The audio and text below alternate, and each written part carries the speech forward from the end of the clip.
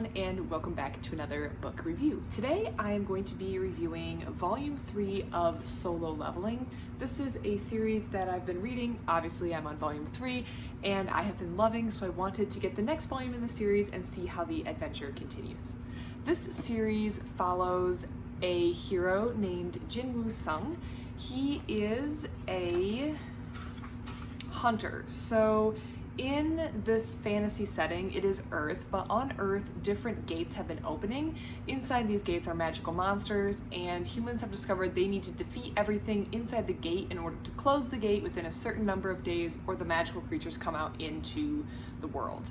With the advent of these opening of the gates, there were also people who were awakened. So these are people who discovered they had special powers, the ability to defeat these monsters, and they are classified according to their power ranking.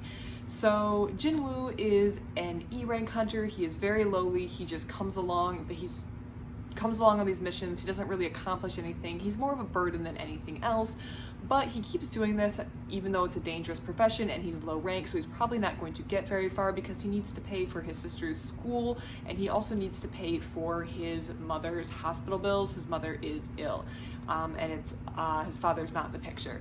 So he feels like he has this obligation and responsibility, so he keeps going back even though he's not really good. However, in the previous 2 volumes, Jinwoo was kind of taken over by a system of some sort. He can see these screens in front of him, and let me see if I can find an example, that look like video game screens. And it's some sort of system that's forcing him to level up like in a video game. He gets quests like in a video game, and as he completes these quests, he advances, he levels up, hence the name Solo Leveling. Of course, now I cannot find an example of what these screens look like, but here's one. So he can see these screens, but no one else can, giving him information about the world and quests.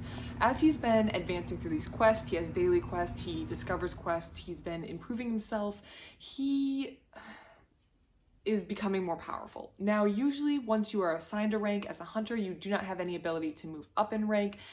Occasionally people can, it's called a reawakening when they awaken for a second time and they might move up a power level, but Jinwoo has been slowly but steadily advancing after interfacing with this system. So he's not entirely sure what's going on, but he knows that he's advancing and he's not really supposed to be. He is trying to keep this all under wraps because he's not really sure what to make of it, but more and more suspicious things keep happening. In Volume 3, the story continues. So Jinwoo is continuing to advance, he gets daily quests, and we're also starting to learn more about the world. So hunters are in the business for a variety of reasons. You definitely get the feeling that some of these hunters are in it for the ego. They're in it because they like the attention that they get, the money that it brings. If you are an A rank hunter or an S tier hunter, you are able to bring in large sums of money, so it becomes financially lucrative.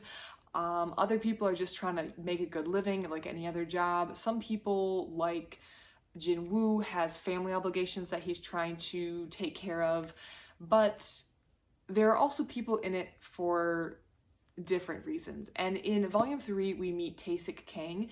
Tae-sik Kang is a hunter, but he's in it for different reasons than most other people, because it gives him an opportunity to do something that he enjoys doing, and that is killing people.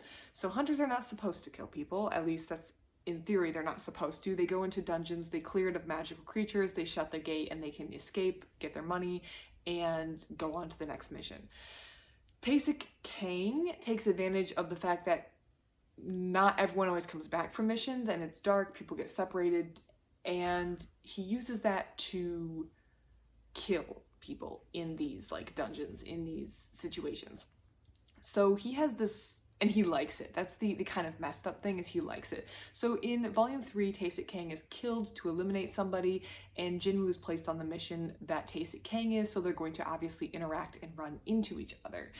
I have to say that while Tae-sik Kang is clearly painted as a bad guy, the person who purchased his services in this situation makes it a little bit more gray. It's not just Tae-sik Kang going out and killing someone, at least not in this situation. He has been hired by someone else who makes the situation a little less black and white. And the person who hired Tae-sik Kang ultimately did hire someone to kill someone else outside of the justice system, so I would say that he probably is in the wrong, but it's not like he did this for no reason or just to advance his company or profits or one of those motives. I feel like the person who hired him had, at least to himself, a level of justification for his actions, and I feel like that kind of makes the situation a little more gray and less black and white, which is definitely kind of an interesting add to the story. So we're starting to get the feel that not all hunters are in this for the same reasons, and that adds a different dimension to the story, because it becomes clear that sometimes the monsters aren't necessarily just the magic monsters in the dungeon, but it could be your fellow hunter who you are relying on. Also, as Volume 3 progresses, Jinwoo is starting to draw more and more attention to himself. He has, as I mentioned, tried to keep the level up a secret, or his ability growth a secret, but it's becoming more and more difficult. He frequently is surviving situations that people do not expect him to come out of, and that's starting to raise eyebrows. He's being noticed by associations and guilds around the country. He's in Korea, so around Korea, that are just noticing that his name is popping up on a lot of unusual missions, and they're starting to ask questions. So there's a question about how much longer he's going to be able to keep these powers hidden. Additionally, the system is still leveling up, so we still have that system. The system is not done with him. It's moving him along through missions, and we still do not know the purpose or meaning behind the system, why it selected him, or why it is leveling him up, or what the purpose behind him leveling up is. Overall, I really enjoyed Volume 3 of Solo Leveling. I would probably give it a 4-star.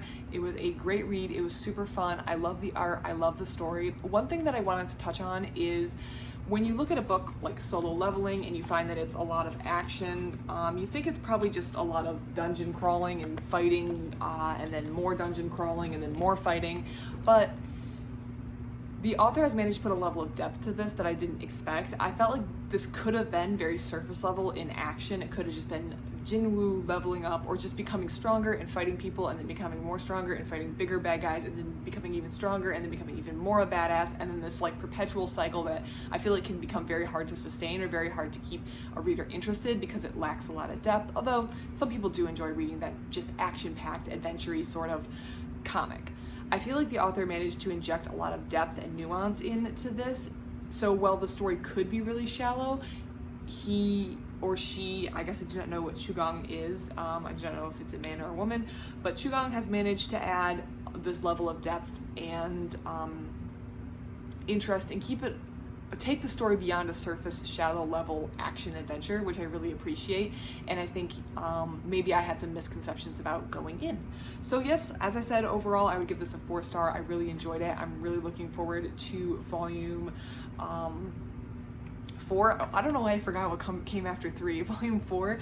I really enjoyed this series, and I do highly recommend. If you're looking for a comic series, I can recommend this series. I think it's really enjoyable, and I think you're going to enjoy the art, the story, the characters, and what's going on in the world, and I'm excited to see where Jinwoo takes his adventures. Other than that, thank you so much for watching. If you have any comments, please leave them in the comments below. I love to hear your comments on the books that I'm reading, what you thought about them, what you liked about them, what you didn't like about them. Other than that, thank you so much for watching, and I hope you have a great rest of your day.